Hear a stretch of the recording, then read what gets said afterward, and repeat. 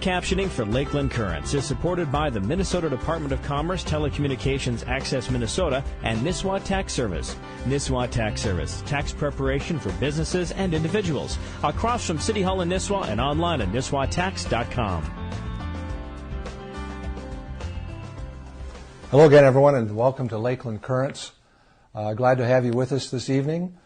Today, our topic is going to be on renewable energy. And some of you may remember that about 5 years ago, Minnesota passed one of the more rigid state policies requiring that the state start getting more of its energy from renewable energy sources. And in fact, Minnesota has become a leader in this whole particular area. And I have a distinguished guest of panel members here today who are also appearing at the community college on a panel discussion on where this is leading and what we're doing. It's at the Rosenmeier Center at the Central Lakes College in Rosenmeier. For people who may not know, was a former state senator, and we have a whole area at the college in Brainerd dedicated to this particular senator. He was a very influential man and did a lot of really positive things for Minnesota. So I'd like to welcome our panel today. And we're not really here to debate, but we're really here to share ideas about alternative energy and renewable energy and some of the things that are happening in Minnesota. And to my immediate right is Jason Edens, who's the director of the Rural Renewable Energy Alliance, and that's located in Pine River, and we're going to come back in a minute and find out what that is. And to his immediate right is Troy Goodnow, who is the Sustainability Director at the University of Minnesota Morris, which is doing some incredibly unique things in energy alternatives, and we'll come back to Troy in a minute. And then to Troy's right is Craig Fink, who is with Denali Energy. And Craig, you're the principal owner of Denali Wind Energy, correct? Co-owner, yes. Co-owner, okay. Yeah, and we're based in Pequot Lakes. And you're based in Pequot Lakes. Yep. Well, let's start with you, Jason. Could you just maybe give us a little bit of a background about who you are and what you do? Sure, I'd be happy to. So I work for an organization called the Renewable Energy Alliance, or REAL, and in short, we are a nonprofit solar thermal manufacturer. And the reason that we're organized as a nonprofit, which is somewhat unusual for a nonprofit to be manufacturing, is because we're advancing the solution of delivering solar heat to low-income families on the Federal Energy Assistance Program as a clean, long-term, and domestic solution to low-income fuel poverty. So more than half of the solar collectors that we actually manufacture in Pine River, Minnesota, are dedicated to low-income energy assistance programs, affordable housing programs, Section 8 housing, Habitat for Humanity affiliates, and similar programs. And again, the intention is to provide a lasting solution to low-income fuel poverty. So a little bit of background about low-income fuel poverty. There are actually tens of millions of Americans that have to grapple with heating costs each and every heating season. In the most extreme cases, some families actually have to choose between, well, quite frankly, heating and eating. So we often call it the heat or eat conundrum. So even here in the state of Minnesota, there are hundreds of thousands of families that have to make these choices, and they're obviously very challenging. Now, fortunately, the Federal Energy Assistance Program helps such families, and the Energy Assistance Program does so by simply paying low-income families' heating bills, or a portion thereof. And this is a very important, crucial social safety net. However, it can't be denied that it is a bit of a Band-Aid. It's not actually providing a lasting solution to low-income fuel poverty. So what we're advocating as an organization is that we incorporate solar heat into this program, again, to provide a long-term solution. So basically, we're moving families from impoverished to empowered using a clean Minnesota-made technology. So this is our primary reason for being our flagship program. It's what we call solar assistance, which is basically a play on words. It's not energy assistance, it's solar assistance. So again, it's a clean solution, it's lasting, and it's literally empowering families. Personally, I grew up intermittently on energy assistance, and my family was very grateful for the service, but it never really addressed the root causes of our fuel poverty. So the thing that makes our organization particularly unique is that we're using a clean energy technology to address a chronic social issue that we see all across the nation. Now, obviously, our organization cannot foot the bill for this service in and of itself, so we are also a solar design build firm. So we do both commercial and residential solar heating and solar electric installations all across the Midwest in an effort to basically be self-reliant as an organization. So we do these projects at market rate, and we basically plow the proceeds back into our solar assistance program as part of what we call a social enterprise. So more and more nonprofits are actually incorporating social entrepreneurial business models to, foster self-reliance, basically. And then finally, we're also, as I said, a manufacturer.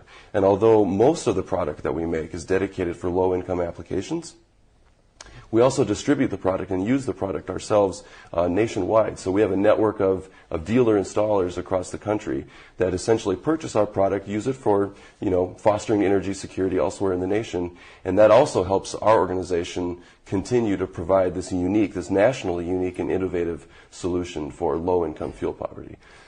As we look at this policy that was passed 5 years ago, how does your organization plug in so that can be recorded? Is that through power companies, or how does the state keep track of that to know that this is making a contribution towards getting towards more renewable energy? So that's a great question. So the standard that was created was primarily for electricity. So there are basically two main types of solar technologies. One is solar heat and one is solar electricity. Of course, there are many subsets of each one of those technology types. But the policy that you're referring to was primarily for electrical generation. So solar thermal systems, unfortunately, are rarely used to meet that standard, which is something that we'd actually like to see changed, quite frankly. Elsewhere in the nation, both solar thermal and solar electricity can be used to meet certain standards, such as the one that we have here in Minnesota. But the way in which our organization is able to help our state meet that goal is through our solar design build program. So again, we do a lot of solar electric installations, and a lot of those solar electric installations end up being counted towards that goal. And in fact, there's one very exciting project that may be coming in 2013, which is a regional solar for schools project that would deploy nearly 1.5 megawatts of solar electricity on 5 school districts around our region here in central Minnesota. So that would be another example of how we're able to contribute to that standard. Interesting. Troy, you're at the University of Minnesota at Morris, have a pretty eclectic approach to becoming self-sustaining. I mean, I think you're totally self-sustaining, if I'm not mistaken, now at the University of Minnesota on the Morris campus. What's going on over there? You bet. Yeah, we're on our way, and so I'm glad to be here to represent the fine people of the University of Minnesota Morris. So I get to be the cheerleader of sorts of the work of many other people, our excellent students, faculties, and staff. And yeah, the nutshell is we've been on a 10-year journey, and so catalyzed by our students, they're coming in, asking some really big questions about where we're going, about sustainability and climate and energy and food and everything from how we heat to what we eat to what we drive. And so this has been an ongoing a journey of trying to build a renewable energy system for our community. We're 1 million square feet. We're a community within a community. So we've got 2,000 students at the University of Minnesota Morris. We're a public liberal arts college, residential, really great school. But we live in the city of Morris, which is in total, including us, is about 5,000 people. And so over the past 10 years, we've been really trying to build this renewable energy model. And so, lots of people joke that there isn't probably one silver bullet to our energy solutions, but there is silver buckshot. And so, in some ways, I think Morris is trying to employ that buckshot approach. So, over the past 10 years, we have used lots of different technologies. So, within a mile of Morris, I don't know of another destination where you can see an on-site biomass gasification reactor. We've got twin 1.65 megawatt wind turbines. We've got solar thermal. We've got solar PV, a variety of conservation measures, green buildings, and so.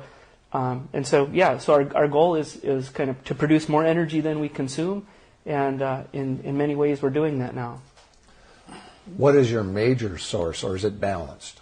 Right, good question. So like I said, there are larger buckshot pieces than others, and so right now the campus receives over 60% of its annualized electricity from the wind. So there are 2 1.65 megawatt wind turbines that sit along the ridge of the Pomme de Terre River and cranking out about 10.5 million kilowatt hours per year. And so just this past year in October 2012, over 70% of our electricity for that entire 1 million square foot community, a city within a city, was from wind. So wind is, the biggest piece. But the second part is that thermal question. So we've answered, in some ways, the electrical piece. So, and you were referring to the thermal part, so we all have to keep warm.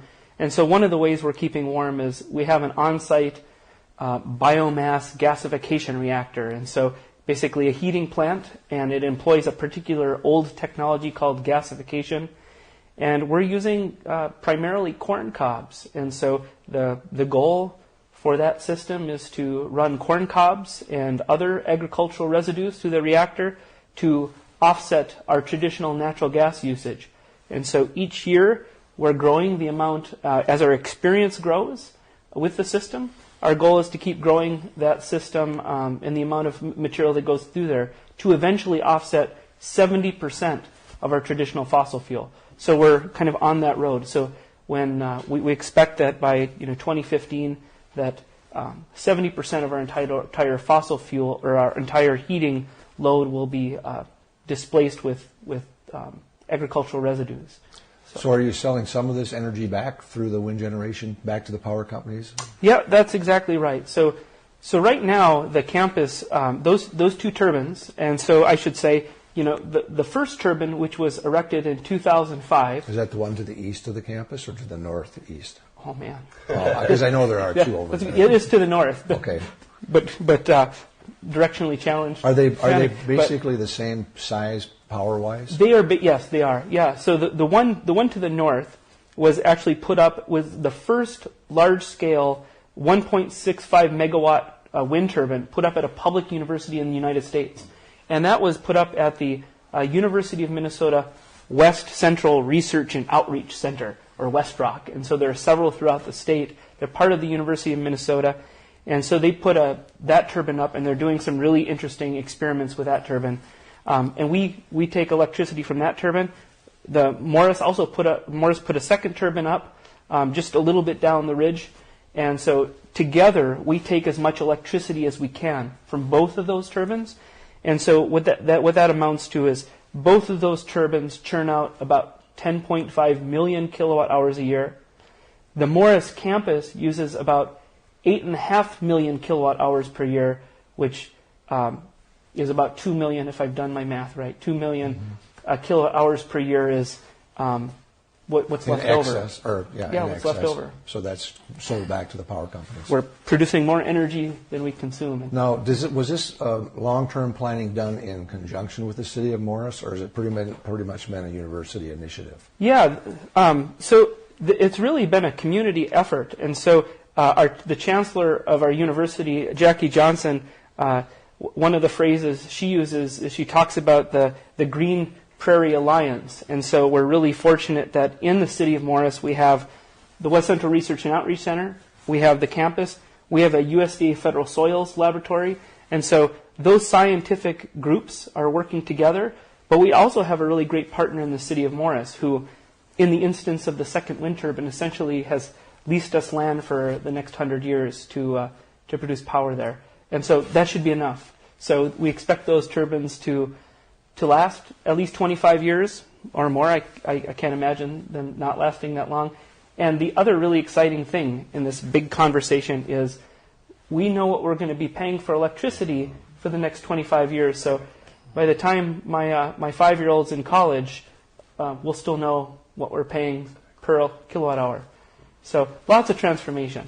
We'll come back to some of those in a second. Craig, that must sound interesting to you, being in the wind business, to hear that there's some positive things happening. Tell us what you do. It's a good testament to the potential of wind power. We've been around since 2007, and our primary emphasis has been on wind energy. Our flagship project is a 600 megawatt wind farm in North Dakota. And for those that don't know what that means, it's approximately 300 wind turbines. Wow. So it's fairly large, and we're looking at that as a phase one and hoping to add more to that down the road. But that's our flagship project. And now being in the industry long enough and meeting people and having the entrepreneurial spirit that we do, we're diversifying into other alternative energy development opportunities. So do you actually manufacture any of this, or are you strictly... No, we're just we're the developer and hire a contractor and put it up and then sell the power to a utility company. And where do most of these come from? Where are these wind generators actually manufactured? Well, a lot of them are manufactured in the United States now, even though the companies are from Europe, and there are some Asian companies that are trying to enter into the United States market. But a lot of them are European companies, but they're manufacturing in the United States. There's, I believe, over 400 manufacturing facilities throughout the supply chain that are providing over 100,000 wind-related jobs. How many acres is this particular project taking? How big Well, is the area? we've got about 175,000 acres of land that we have under control, but the first phase of 600 megawatts will be on about 30,000 acres. Wow. And then how many, is that like bumper to bumper to bumper? No, it gets spaced out. It gets spaced out, and that's for a variety of reasons. The main couple of reasons are, one is engineering and design to capture as much of the wind as possible to make it efficient in how it's laid out, and the other is to respect the landowners and the environment. That we got to work around wetlands. We got to work with the farmers so that we're limited impact to their main source of income, which is growing crops, and so we got to work with the landowners. We got to look at the environment and add the engineering, and it's very scientific actually how it all gets laid out. But actually, every turbine takes up less than an acre of land, and so it doesn't have much of a footprint, and farmers can keep going right down the line, and we just want to be good stewards. I've had president of the Minnesota Rural Electric Association on with some of the board members, and this has been in the last couple of years anyway. And the sort of the story, the theme that they had was, it's still coal, baby. I mean, you can have all these other things out there, but they're not cost effective. It's still all about coal. And how do you folks respond to that? You've heard that criticism. I'm sure that's not new today. Oh yeah, many times. I mean, the whole wind versus coal versus natural gas it's something that we're all familiar with, I'm sure. And coal it's very cheap. There's no getting around it because they've spent so much capital in the past that those plants are paid for, and the input is cheap, and so it's a reality in our region of the country that coal is cheap power. However, once the EPA is getting a little more proactive and looking at emissions, and so once the coal plants have to add in some of these scrubbers and other things, it's going to drive up the cost a little bit. Wind has come down a lot. The equipment's less, and as people are looking at how to maximize the resource, and what I mean by that is to look at where the wind is the strongest. And if you look at the truly good wind resource areas, the amount of energy that's produced, it gets the price to be competitive with coal and natural gas. Now with the natural gas boom, that's replacing some of the coal plants with natural gas, and prices are staying relatively low. But one of the gentlemen, mentioned it exactly right, that wind power is a good hedge against future price spikes from fossil fuels. Go ahead, Jason. Oh, I'd just like to add to that. First of all, just like Craig just mentioned, we don't know what electricity is going to cost in the future.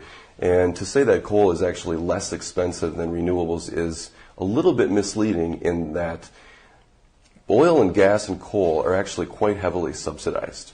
So relative to solar, the oil and gas industry actually receives 100 to 1 subsidies. So people often are a little bit critical about renewable energy in that we receive some subsidies. The industry does, in fact, receive some very modest subsidies, as does wind, of course. However, oil and gas has been subsidized since the early 20th century, and that trend is certainly continuing. And so, the price is that it's not actually a level playing field. So a lot of people say that solar subsidies are, kind of a market distortion. But the same, of course, is true for the much more substantial oil and gas subsidies. So I think if we were to level the playing field, we would find out that renewable energy is far and above much more cost competitive. And also the externalities. If you were to actually look at some of the true costs that are associated with oil and gas consumption, we would find out that there are true costs that are incurred by society as a whole that are not reflected in that market rate that we're paying, for these actual commodities. One other point to add to that is according to Dr. Einstein, I don't think any relation to Albert, but he's a Harvard professor who did a study and claims that the emissions from coal plants and all the health-related issues because of that adds up to about $500 billion a year in added health care costs. And that doesn't get factored into our power costs. And the average efficiency for an American coal-fired power plant is about 29%. So the other 71% is wasted as heat and pollution. So it's not a very efficient way to deliver energy to our nation. I don't think most people realize how much energy is lost in transmission through power lines. That's an incredible loss of power through electricity. 7%. I think the other thing that people are saying about coal that they think is positive is that it's becoming, the processes of gasification is going to make it a cleaner burning process, but I'm not sure we've ever really completely seen that, have we? No. Is that really true yet? My opinion is clean coal is a fallacy. Absolutely. We might figure something out someday, but right now it's not reality. It's an oxymoron, in fact. Yeah. Well, it's interesting if you look in Europe, if you look at Germany, they heavily subsidized solar, for one thing. And if you go into Ontario right now, and you don't have to go far into Ontario, if you drive along the Rainy River, there's huge solar installations going up that are being subsidized by the Canadian government. And I think it would be interesting to look at some of the studies of how much we've subsidized the oil and coal industries. It's phenomenal. I mean, it really is. And so the critics that bark about subsidizing solar, I don't think that I think you're saying it's not a fair playing field at all. It's a pretty substantial difference for what we've invested there. Mm-hmm. When you work with politicians in your fields, and we have this policy in place now that we need to start moving towards more energy independence with renewable energy, are you getting support at the political level, or how are you? What's that like? I'm not asking you to name your local politician, but in general, what's that like? Are people supportive? Do they think it's a good policy, or are they backtracking? Again, this is just my opinion. I believe that most politicians are uneducated. They don't truly understand some of the hidden costs and benefits, and they're getting bombarded with umpteen issues and bills and whatnot, and can't expect them to know everything. But in general, I think they have good intentions, but there's limited results. My personal opinion is not only do we need to have a state renewable standard like we do, but we need to have a national energy policy. We need some direction. We need some certainty. And right now our energy policies are more reactive instead of proactive. And I think the bottom line is because our politicians are making decisions as Democrats or Republicans and not as Americans. And I'm not trying to get into a real political debate here, but when President Obama was elected, he initiated some of these, I believe, energy alternative measures. It seems like some of that's losing steam at the federal level because there was a solar company that got in trouble, and some of the car companies that they were helping subsidize went belly up. There are obstacles, but I sense that you people still see it can be done. Well, I think just one really Captain Obvious point to make is Minnesota doesn't have any coal. Exactly. Minnesota doesn't have any oil. Minnesota doesn't have any natural gas. Mm-hmm. Minnesota doesn't have any fossil fuel. So just in the interest of being self-sufficient and not being dependent. Now, what we do have is an amazing amount of renewable energy. So we sit at the edge of the Saudi Arabia of wind, the Dakotas. The whole entire western edge of the state has all kinds of wind. We've got great biomass potential, some of the youngest soils in the world and most productive soils in the world, thanks Canada, from the glacier 10,000 years ago. And we've got tons of sun. The irony, right, is in Germany, they have worse sun than we do in Minnesota. So the sun we get in Minnesota is as good as parts of Florida. But now because they had that massive distributed solar energy build-out in Germany, now everybody is paying less during the day because of that distributed energy. So people who did it and didn't think it was a good idea, because of this distributed energy build-out now, everybody pays less during the high-demand parts of the day. But at any rate, we don't have those resources. So in terms of the renewable energy standard in Minnesota, we're on track to meeting that, which is really exciting. We're ahead of schedule. The power companies right now are making great progress towards that. What was the timeline? It was past 5 years ago. How long did they give us to meet it? So my understanding is the goal is for most power companies 25% by 2025, and Excel is 30%, I think, by 2020. But they're on track to meeting those goals, and so I think There are conversations that are happening. You asked about the politics at some level. I think there are groups who are having a conversation about how has that gone so far. And each year, there was just another report that just came out. So each 2 years, there's a report that comes out that talks about how the power companies are doing at the goal. And people can read right now, if they're interested. The report is out about how power companies are doing at achieving that goal. And so that's a good resource. Pine River, Jason, how do people get in touch with you? We're down to about our last minute and a half here. Do you have a website? Yes, sir. What's it called? Real.org. RREAL.org. And Troy, how about if they want to look at something at the You University bet. of Minnesota? Morris.umn.edu.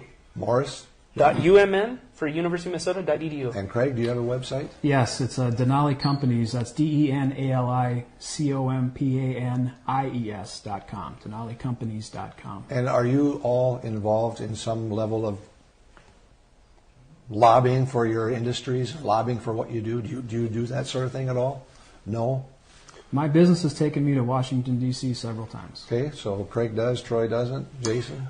We do some advocacy work. We don't technically lobby, but there is some very exciting legislation moving through the state right now. The Solar Energy Jobs Act, for example, which will create a 10% solar carve-out for utilities across the state. And that's a very exciting bill, and actually it's being heard today by the energy committees. Wow. So from my perspective, you're really all pioneers. I mean, you're working in an area of pioneering new things, and sometimes it's a lonely place to be, but it's pretty darn interesting. And if we can meet those goals, hats off to all of you guys for the work you're doing. Thanks. So, Thank you. Thank you for being here, and good luck on your forum this evening. And hopefully you'll get to work with someone from the governor's office and keep this momentum going, and maybe we'll meet those goals sooner than later. Indeed. Thank you very much. Thank you. You've been watching Lakeland Currents, where we're talking about what you're talking about. I'm Ray Gildow. So long until next time. Thank you, guys. Thank you. Thank you.